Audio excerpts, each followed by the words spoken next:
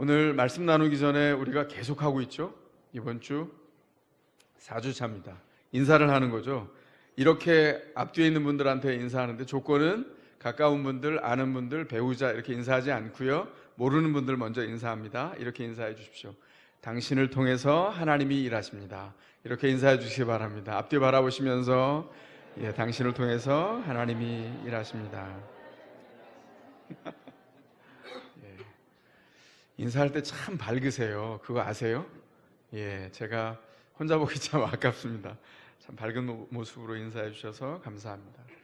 우리가 지난주, 지지난주 2주 동안 뭘 묵상했죠? 함께 말씀을 가지고 나눴던 내용이 거룩이 전통적으로 우리가 알았던 우리를 구별해서 세속에서 구별된 신자로서 부름받은 것뿐만 아니라 지난주에는 우리를 부르셔서 세상으로 파송케 하셔서 그 현장에 동참하게 하셔서 거룩을 드러내게 하신다. 그래서 그것을 동참 거룩이다.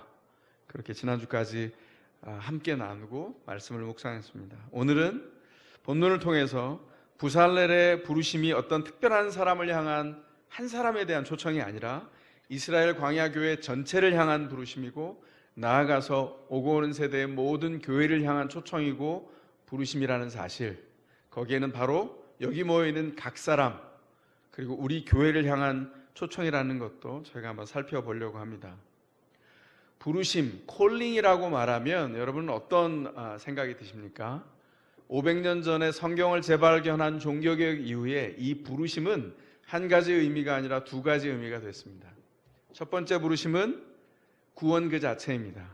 세속에서 어둠 가운데 살던 우리를 불러서 우리를 새롭게 하셔서 구원하신 것, 그것을 1차 부르심이라고 합니다. 그 1차 부르심 가운데 우리가 서서 바뀌어진 신분을 향유하고 우리가 세상을 살아갈 때도 용기를 내죠. 우리는 하나님의 자녀다. 구원 안에 있다. 이 땅에서 영원을 산다. 부활을 산다. 2차 소명이 있습니다. 그것은 뭘까요? 그 구원받은 사람들이 구원받은 채로 머물지 않고 그들을 하나님이 보내시는 장소가 있어요. 파송하는 곳이 있습니다. 어딜까요? 여러분의 직업의 현장입니다. 하나님이 우리를 일터로 보내십니다. 그리고 그 일터에서 하나님의 뜻을 나타내게 하세요. 그게 2차 부르심, 두 번째 콜링입니다. 여기서 제가 단서 하나를 붙일 게 있는데요. 전업주부는 어떤 범죄에 속할까요? 전문 용어 백수일까요? 아닙니다. 전업주부는 하루 종일 8시간 이상 집을 청지기로 관리하고 자녀를 기르고 일을 전업으로 하는 것이죠, 가정에서. 그래서 전업주부는 이 범주상 보면 직장을 가진 일꾼입니다. 일터에 가 있는 거죠. 그래서 이건 꼭 기억하셔야 됩니다. 일을 전업으로 하고 있기 때문입니다. 우리가 사는 2000년대 후반, 나중에 우리 뒤에 오게 되는 후손들은 이 시간을 어떻게 기억할까요? 명목적으로는 국민소득이 굉장히 높아진 아주 높은 수준의 경제적인 풍요를 누리고 살던 시대로 기억할까요? 그러나 풍요는 더 이상 우리 시대의 특징이 아닙니다. 우리 시대에 풍요한 시대에 오히려 결핍을 이야기하는 사람들이 더 많아졌다는 것이죠. 결핍을 이야기하는 것이 자연스러워졌습니다. 20대, 30대 그들이 부르는 노래가 뭘까요? 이제 뭐가 없다. 내가 부족한 것, 결핍된 것이 많아서 못하는 게 너무 많다. 할 수 있는 일이 없다. 스스로를 그렇게 규정하는 것이 상식이 됐다는 겁니다. 3포, 5포, 7포 세대 얘기하죠. 그것은 구조적인 문제이기도 하지만 개인적인 문제이기도 합니다. 그런데 일본은 더 심각하다고 하네요. 일본의 20대, 30대를 사토리 세대라고 부른답니다. 사토리란 말은 득도한다는 뜻이래요. 득도한 세대랍니다. 20대, 30대가. 뭘 득도했을까요? 연애를 해보지도 않고 더 이상 연애하지 않는 사람들. 20대, 30대의 특징이라고 합니다. 자동차를 살 구매욕을 느끼지 않는 사람들, 그 다음에 여행도 하지 않는답니다. 결핍이 두려워서 미리 소비하지 않고 아무것도 하지 않는 세대, 일본의 20, 30대라고 얘기한다는 거죠. 오직 한 가지에만 집중한대요. 그게 뭐냐면 구직의 길에 집중한다는 거예요. 취업을 하기 위해서 올인하는 세대, 일본의 20, 30대라는 겁니다. 그래서 일본에서 유행하는 말이 있는데 취활자살이란 말이 있어요. 취직을 하려고 모든 집중을 하다가 취직이 안 되면 그만 극단적인 선택을 하게 된다는 겁니다. 이 극단적인 선택을 하는 젊은이들이 일본에서 지난 5년 사이에 4배 가까이 증가를 했답니다. 끔찍한 사회죠. 굉장히 위태위태한 사회입니다. 이 소식을 접하고 나니까 그나마 우리 사회 젊은이들은 다행이라는 생각이 듭니다. 그죠? 참 어려운 시대를 꿋꿋하게 살아서 고맙다 이런 생각까지 듭니다. 묻습니다. 직업이 뭘까요? 특별히 신자에게 직업이 뭘까요? 직업 자체가 결핍을 채워줄까요? 오늘은 하나님이 지명하여 부르신 신자 중에 한 사람인 부살레를 통해서 신자로서 2차적인 부르심에 있는 직업과 일터로 부르심을 받은 신자들의 삶, 그 직업의 부르심의 의미가 뭔지를 살펴보려고 합니다. 그 첫 번째는 하나님은 신자를 일터로 부르실 때 먼저 하나님의 영을 채워주십니다. 오늘 본문 핵심 구절은 3절에 있습니다. 3절에 뭐라고 말합니까? 그에게 하나님의 영을 채워주어 지혜와 총명과 지식과 온갖 기술을 갖추게 하겠다. 이게 지금 누구한테 하신 말씀이죠? 하나님이 모세에게 하신 말씀입니다. 그에게 누굽니까? 부살렐입니다. 부살렐에게 하나님의 영을 채워주어서 영을 채워준 일이 어떤 결과를 영향력을 낳냐면 지혜와 총명과 지식과 온갖 기술을 갖추게 하겠다 이렇게 말씀합니다.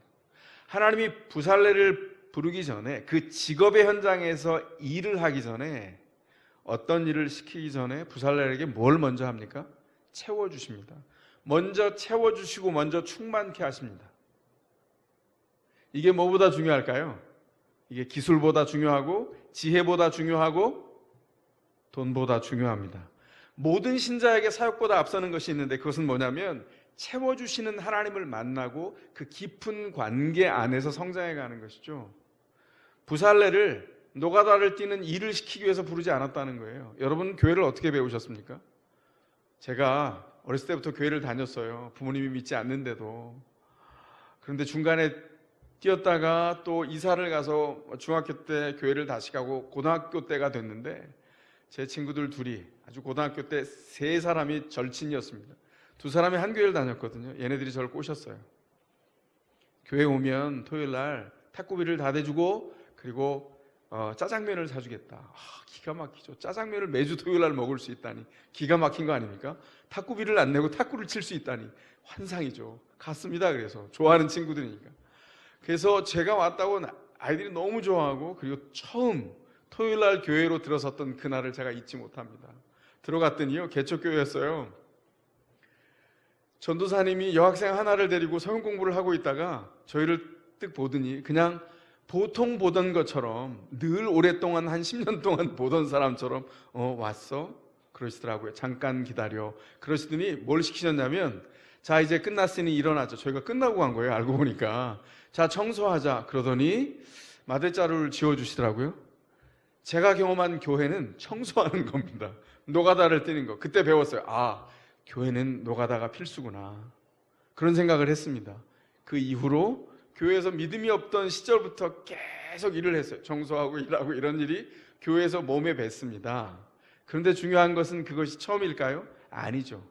하나님께서 먼저 채워주시려고 하는 게 있죠. 그것은 뭐냐면 하나님이 우리를 얼마나 사랑하시는지 우리를 구원하셔서 일터로 보내실 때 마치 처음 등교하는 아이를 바라보는 부모님처럼 아이를 채워주십니다.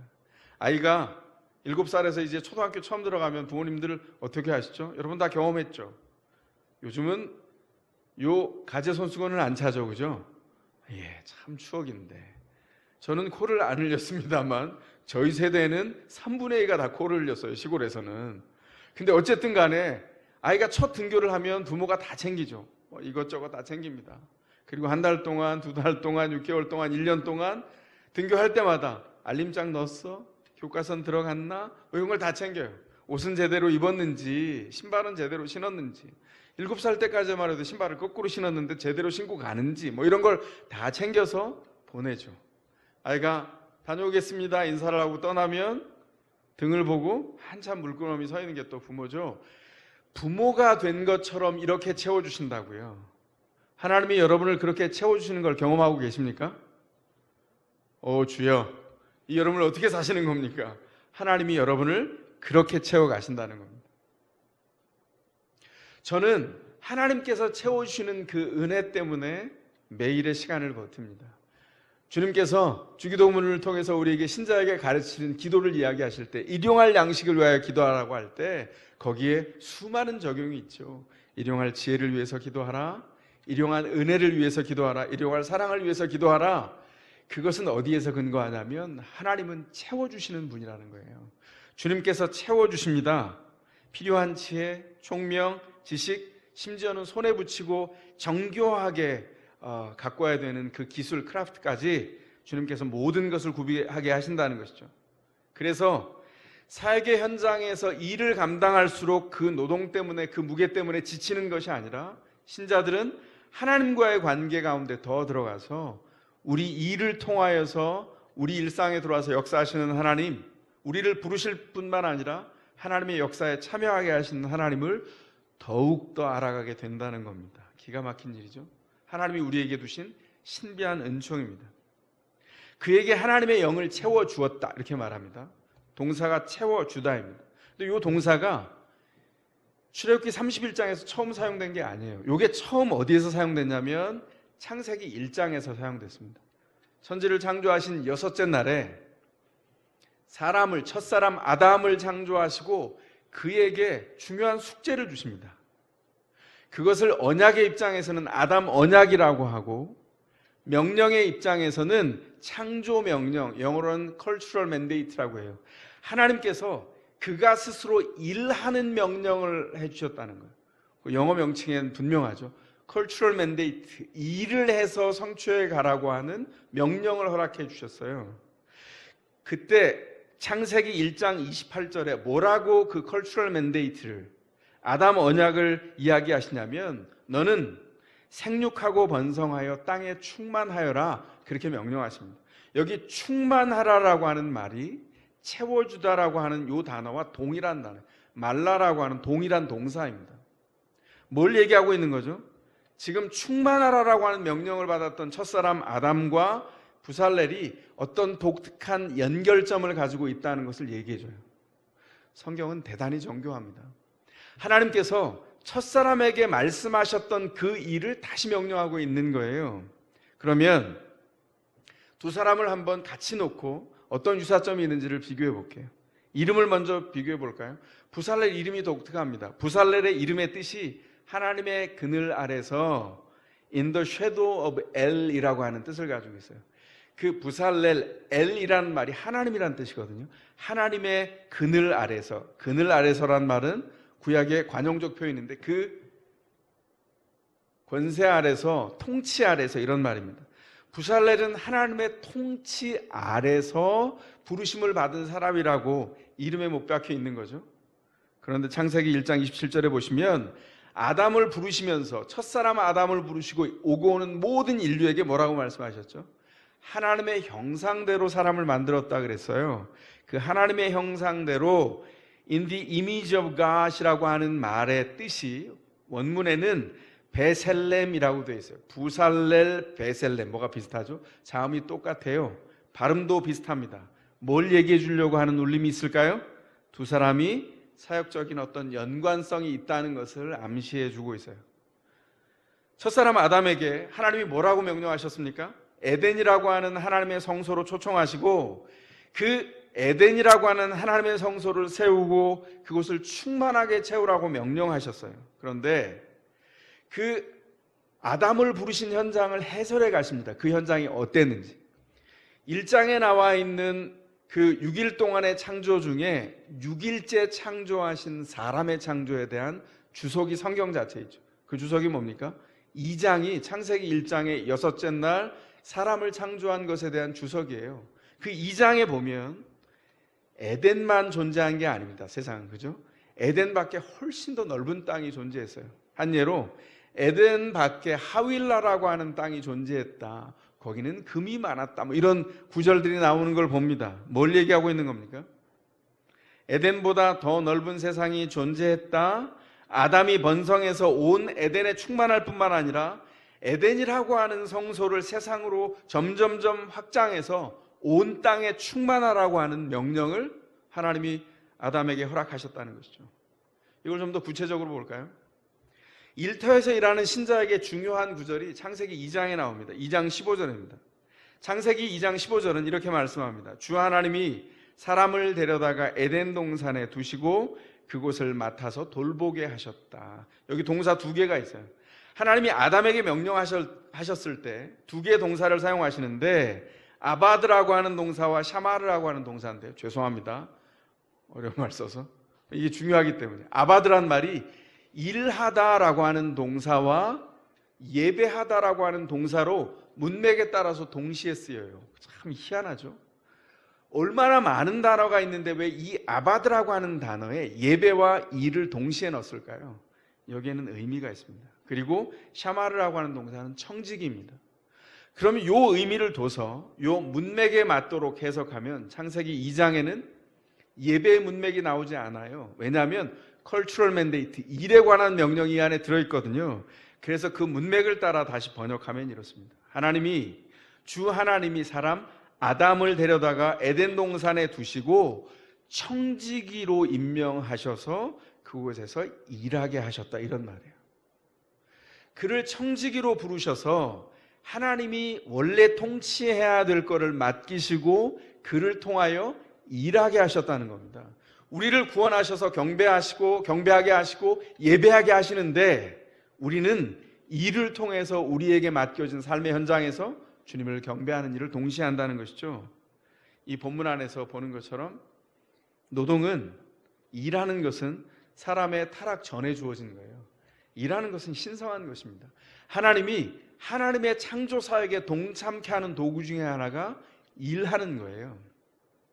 야, 진짜 돈이 20억만 있으면 아무것도 안 하고 놀 텐데, 이런 말들을 젊은이들이 하는 걸 종종 듣습니다. 요즘은 좀 높아졌나요? 30억 됐나요? 중요한 건 뭐냐면 그것은 하나님이 원래 디자인하신 우리의 부르심에 걸맞지 않다는 거예요. 우리를 끊임없이 하나님을 알아가는 일로 초청하셔서 일하게 하셨다는 거예요. 아까 말씀드린 대로 흥미로운 것은 이 두 단어가 예배와 일하는 것이 나누어지지 않도록 하나로 통합시켜 놓았고, 이 일을 통해서 맡겨진 일을 수행할 때 하나님의 계명이 우리의 일터를 통해서 지켜지고 있다라고 하는 메시지가 여기 담겨 있다는 겁니다. 다시 말하면 거룩한 일과 세속적인 것의 구분을 하지 말라는 거예요. 하나님이 원래 만드셨던 창조 세계 안에는 거룩한 것과 세속적인 것을 구분하는 이분법 자체가 없습니다. 지난주에 말씀드렸습니다. 마틴 루터가 뭐라고 묵상했다고요? 하나님이 세상의 모든 것을 거룩하게 하셨기 때문에 더 이상 수도원이 필요 없다. 하나님의 사람들을 거룩하게 하시고 세상을 거룩하게 하셔서 거룩한 사람들이 세상 안에 나아가 하나님 나라를 확장케 하셨습니다. 여기에 어떻게 하신 거예요? 그 직업을 통해서 거룩하게 하도록 신자 각 사람과 교회를 불렀다는 것이 이 통찰 안에 들어있습니다. 적어도 선한 일에서는 그렇죠. 악한 일은 세속적인 것과 거룩한 일을 구별해야 되지만 적어도 선한 일에 있어서는 거룩한 것과 세속적인 것이 구분이 없어요. 종교개혁자 존 칼빈은 이 구절을 이렇게 주석을 붙였습니다. 아담은 이 땅을 받았으니 최선을 다해 일해야 된다. 하나님은 가만히 누워서 게으름을 부리기 위해서가 아니라 일을 하는데 자신을 들이도록 아담을 창조하셨다. 따라서 아무 일도 하지 않으면서 먹고 마시고 잠자는 데 인생을 소비하는 일은 하나님의 뜻에 어긋나는 일이다. 이렇게 단언했습니다. 이제 그러면 부살렐을 볼까요? 부살렐은 성막을 제조하는 일의 현장으로, 그 직업의 현장으로 부르면서 그 아담에게 주었던 컬처럴 맨데이트, 그 명령을 확장하고 있어요. 왜 확장할까요? 아담이 실패했기 때문입니다. 그 세상을 향한, 소위 다르게는 아담에게 맡겨졌던 세상에서 일하면서 하나님 나라를 확장하는 사역이 아담에게 실패한 사역이 됐어요. 그래서 어떻게 했습니까? 광야 교회를 부르시고 그들에게 이 명령을 맡기셔서 확장키로 작정하신 거예요. 성막을 제조합니다. 하나하나를 제조하는데 그 제조하는 일해 가는 과정을 통해서 부살렐의 일은 오홀리압의 일이 되고 이스라엘 광야교회 전체의 일이 되고 그들이 세워지는 공동체를 통해서 열방의 제사장 나라로 부름받은 이스라엘을 바라보면서 온 세상이 거기로 확장되는 하나님 나라를 경험하게 된다는 거예요. 이 일은 광야교회에 맡겨진 일이죠. 부살렐은 누구였습니까? 직업적으로 보면 이는 목수였습니다. 장인이었고 예술가였고 교사이기도 했습니다. 사람들을 가르쳐서 하나님의 사람으로 세웠던 교사이기도 했어요. 그는 일상의 현장에서 일을 하는 동시에 하나님을 경배했어요. 이게 왜 중요합니까? 부살렐 한 사람에게만 부름받은 일이 아니라 모든 사람에게 동시에 주어진 일이기 때문입니다. 그래서 부살렐의 사역이 첫사람 아담에게 명령되었던 그 하나님의 일을 성취하는 과정으로 동심원이 넓어집니다. 부살렐이 그 일을 해가면서 에덴의 청지기로 두셨던 아담이 일하면서 주님을 경배했던 것처럼 그가 성막을 제조하는 과정을 통해서 이스라엘 교회가 세워져 가고 있다는 거예요. 하나님이 그래서 하나님의 영으로 부살렐을 채우시고 성막을 만들라고 그 일의 현장에 두실 때 일을 하면서 그가 하나님을 알아갑니다. 부살렐이 하나님을 경배하는 동안 이스라엘 백성들이 하나님을 알아갑니다. 그 동심원은 점점점 커져서 열방의 다른 나라들에까지 미치도록 의도하신 것이죠. 지혜와 총명과 지식과 온갖 손으로한 기술을 갖추게 하시는 일, 이 모든 것을 통해서 하나님이 의도한 게 뭐라고요? 하나님이 누구인지를 알아가는 것이죠. 하나님과 좀 더 친밀해지는 과정입니다. 그리고 이 일을 행하는 동안 이 일은 단순한 노동이 아니라 주님 앞에 나아가는 친밀한 과정이고 순종의 과정이었어요. 세속적인 일과 거룩한 일에 구분이 아예 없습니다. 자, 여기까지 얘기하면 여러분 중에 마음속에서 이런 질문을 하시는 분이 계실지 모르겠어요. 아니 목사님, 그거야 부살렐의 일이고 오홀리압의 일이지, 아니 모든 사람이 그렇게 부름받은 것은 아니지 않습니까? 이렇게 물음이 생길지 모르겠어요. 네, 물음이 있었군요. 예, 웃음을 통해서 제가 확인했습니다. 과연 그럴까요? 당장 오늘 본문을 살펴보면 먼저 31장 2절 3절에서 부살렐을 부르셨어요. 그리고 모든 일을 하게 하신 다음에 6절에 보면 단지파 사람 오홀리압을 함께 일하도록 부르셨습니다. 근데 거기서 끝나지 않아요. 6절 중반 이하에 보시면 뭐라고 되어 있죠? 그리고 기술 있는 모든 사람에게 지혜를 더하여 어떻게 했다고요? 기술 있는 모든 사람에게 지혜를 더하여 너에게 명한 이것을 만들게 하겠다.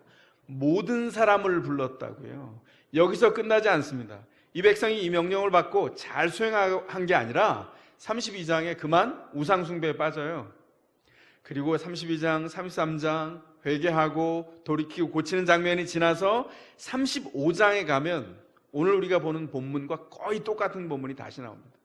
그리고 36장 1절 2절에 보면 뭐라고 되어 있냐면 이제 축약해요.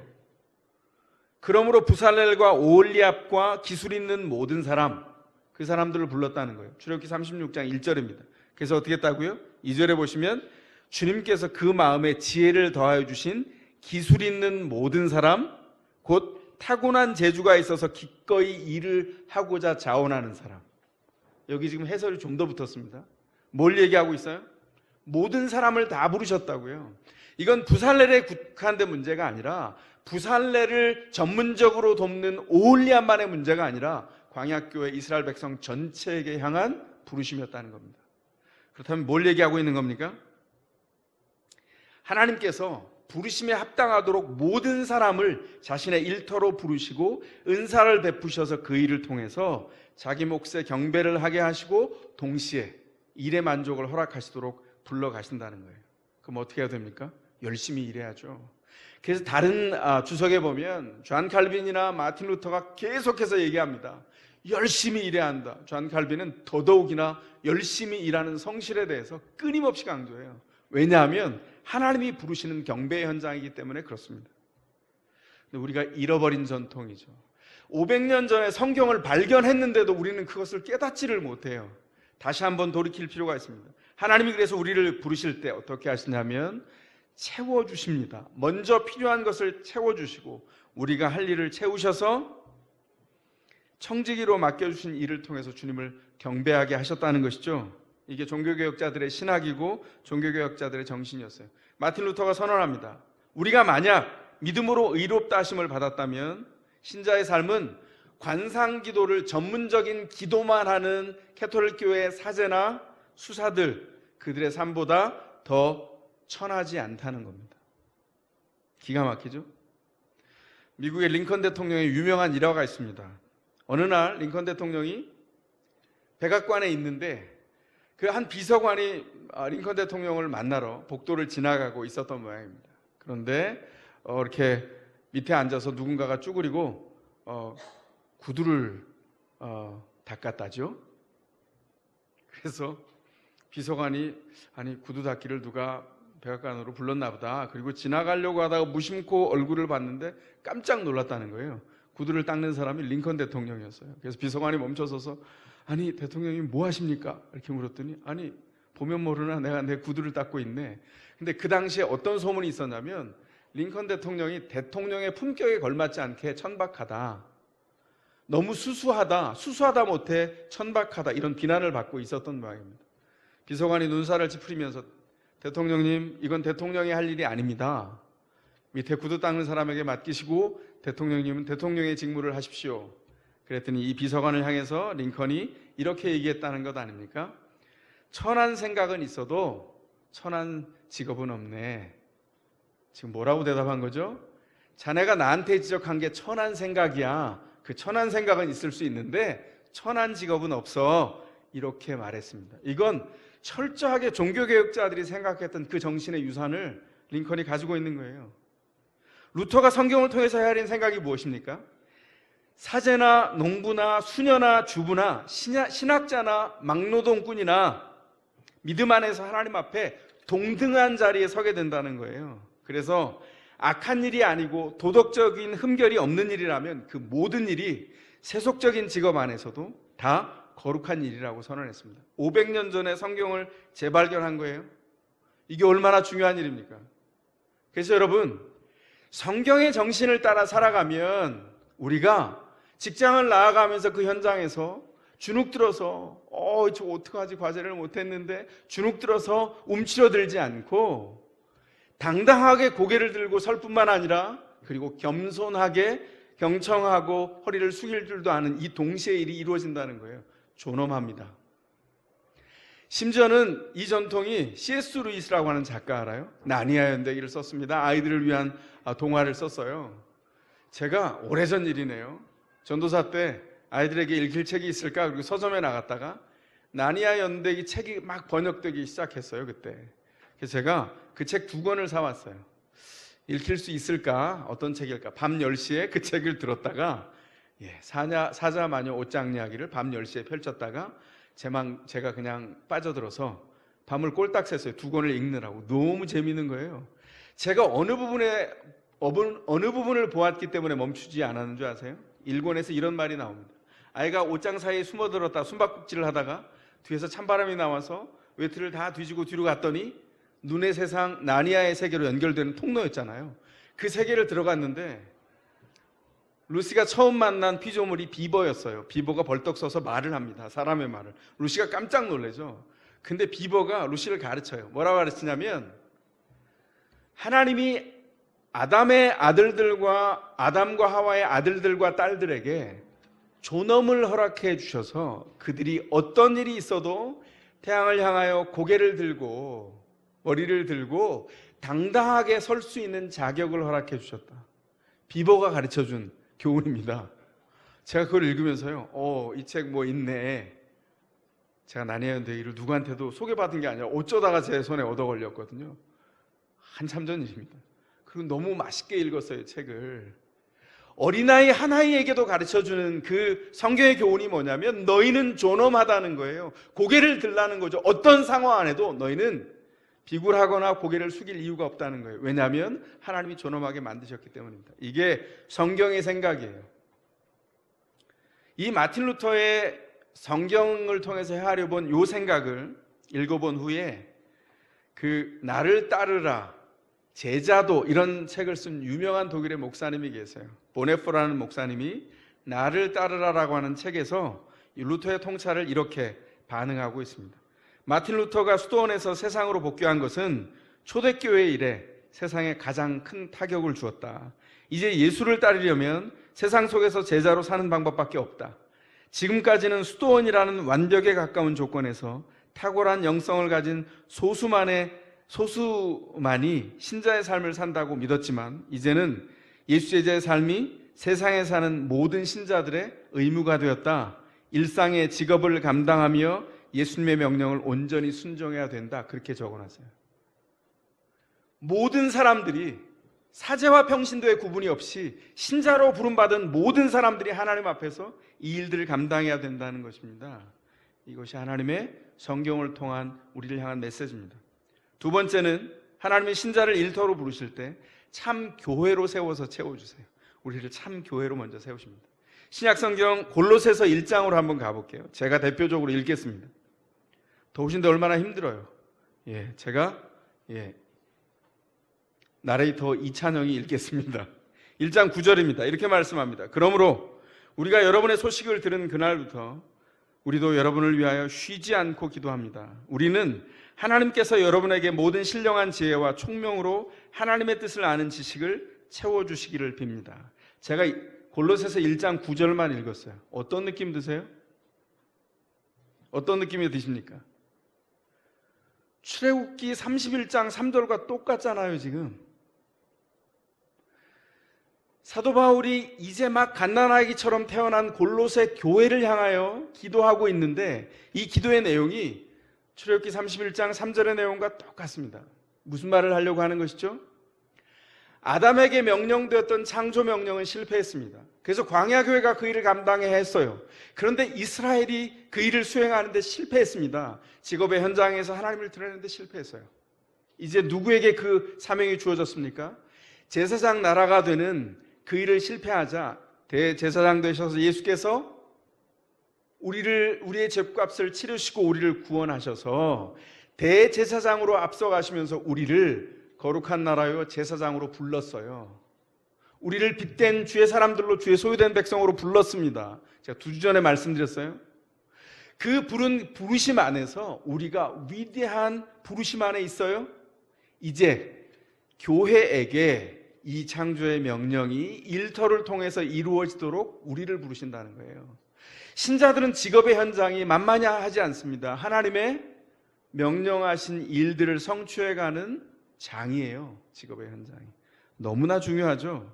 그래서 1장 9절에서 쉬지 않고 기도하는데 내용이 뭐냐면 여러분에게 신령한 지혜와 총명으로 하나님의 뜻을 아는 지식을 채워주시기를, 충만케 하시기를 기도하고 있다는 것이죠. 출애굽기 31장에 담겨있던 그 내용을 그대로 하고 있습니다. 지금 갓난아이와 같은 골로새 교회, 바울이 직접 전도하지도 않았어요. 그의 제자인 에바브라가 전도했습니다.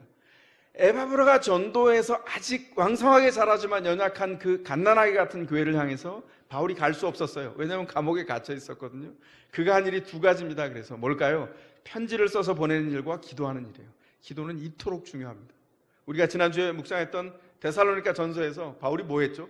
끊임없이 기도하잖아요. 기도를 통해서 교회가 만들어져요. 그가 기도하는데 그 내용이 뭐냐면 골로새 교회가, 그 어린 교회가 헛된 철학이나 속임수에 빠져서 진리를 버릴까 봐 염려해요. 그래서 그들에게 채워달라고 하나님 앞에 간구하고 있어요. 그 간구한 내용을 편지에 내가 이렇게 여러분을 위해서 간구하고 있습니다 써서 보내고 있다는 것이죠. 왜 그럴까요? 주님이 채워주시지 않으면 어린 신자들이 일상을 제대로 살 수 없기 때문입니다. 골로새 교회의 사도 바울이 한 일이 뭡니까? 교회 신자들이 그들이 부르심을 받은 직업의 현장에서, 일상의 현장에서 어떻게 살아야 되는지를 이야기하고 있어요. 진리 가운데 섰다면 여러분을 파송하신 그 현장에 들어가서 하나님의 일을 성취하십시오. 골로새 3장 이하에 나오는 거예요. 마치 파송받은 현장처럼 예외로, 여러분은 그 본문이 익숙해서 그 본문만을 먼저 알고 있을 텐데 예외로 두신 내용이 뭐냐면 남편과 아내로 부른 그 일을 마치 직업의 현장처럼 전문적으로 남편으로 구비되고 아내로 구비되어서 그 일에 섬김으로 들어가라, 이렇게 명령하는 장면입니다. 뭐라고 얘기합니까? 남편으로서 아내로서 사랑하고 섬겨라, 이렇게 얘기하고요. 그 다음에 고용된 직원으로 있는 사람에 대해서 얘기해요. 성경에는 종된 사람은 이렇게 나오지만 현대어로 번역하면 고용된 직원들을 얘기합니다. 그들이 할 일이 뭐예요? 그들이 눈치를 보면서 눈가림하면서 눈가림하고 아웅하고 그냥 사람 눈치 보면서 직장을 다니는 것이 아니라 마치 하나님 앞에 선 것처럼 성실을 다해라. 이 현장에 주님이 계시지 않는 것처럼 살지 말고 주님이 그 현장에 계신 것처럼 주님을 두려워함으로 성실하게 채워가라. 이렇게 명령하고 있어요. 그래서 모든 신자들이 직업 현장에서 중요한 원리로 사용하는 골323. 골로새 3장 23절이 뭐죠? 너희가 아무 일에나 주님께 하듯 하라 라고 하는 말씀이죠. 골323 직장의 현장에 있는 성도들에게 여러분에게 드리는 신약입니다. 드시고 복용하시기 바랍니다. 오래된 신약이에요. 모든 일을 어떤 일을 하든지 주께 하듯 하라, 주님께 하듯 하라.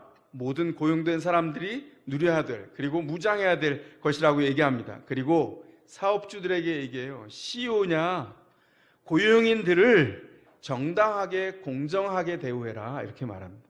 참 희한하죠? 사업주로 살아가는 신자들은 자기가 고용한 직원들을 정당하고 고용한 원칙을 통해서 대우해야 된다는 거예요. 그게 하나님의 뜻을 이루어가는 과정이다 이렇게 얘기하고 있습니다. 놀라운 건 이게 구체적인 순종의 과정이라는 거예요. 근데 채워주시지 않으면 이 일은 일어나지 않는다는 거예요. 근데 이 일이 일어나면 그 직장의 현장을 통해서 어떤 일이 벌어지죠? 하나님 나라가 확장돼 가고 있는 것입니다. 하나님이 그 충만케 하셔서 채워주신 것으로 또 다른 사람들이 그 직업 현장에 있는 사람을 보고 하나님을 발견하게 된다는 거예요. 저 사람 예수 믿는데 진짜 성실하고, 아니 과업이 주어지면 책임있게 끝까지 감당할 뿐만 아니라 너무너무 창조적이야 이렇게 말을 듣습니다. 여러분이 창조적이지 않다고 생각됩니까? 출애굽기 31장에 뭐라고 했다고요? 하나님이 채워주셔서 어떻게 한다고요? 여기 보시면 여러 가지 생각을 하여 부살렐에게 하신 건데 모든 교인 신자들에게 주신 말씀이라 그랬죠.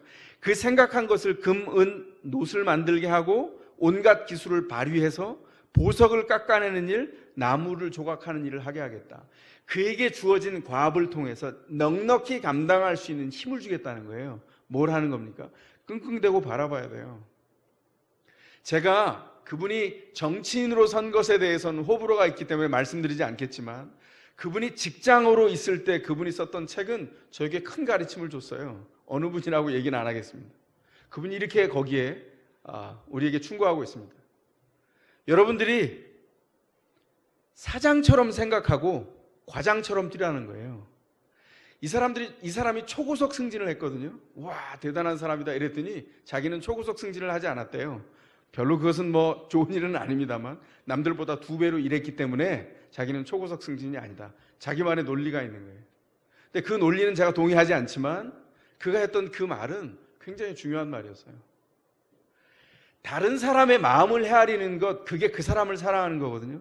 직장 안에서 고용인으로 있을 때 고용주가 이 회사의 방향과 가치를 어디로 두고 있는가, 근데 그게 반성경적이거나 신자로서 도저히 담아낼 수 없는 일이에요. 그러면 퇴사를 해야죠.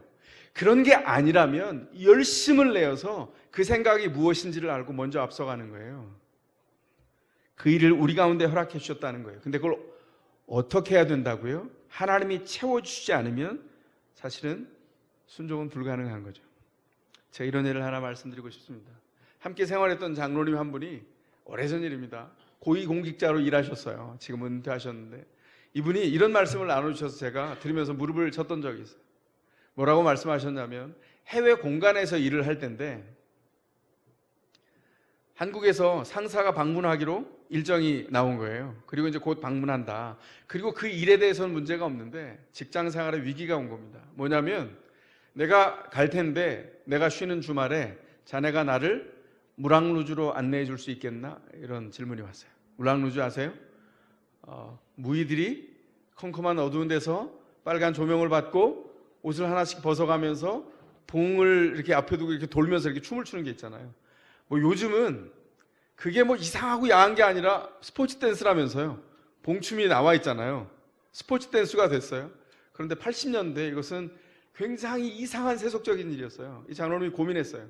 내가 직장을 그만둬야 되나? 심각하게 고민하고 기도하고 또 기도하고 어떻게 해야 되는지 반응을 묻다가 결정을 내렸답니다. 응답을 받았대요. 상사가 왔습니다. 일정대로. 그 상사를 모시고 물왕유주를 주말에 가는데 한 분을 더 모시고 갔대요. 누굴까요? 상상이 되세요? 우리 예수님을 모시고 갔답니다.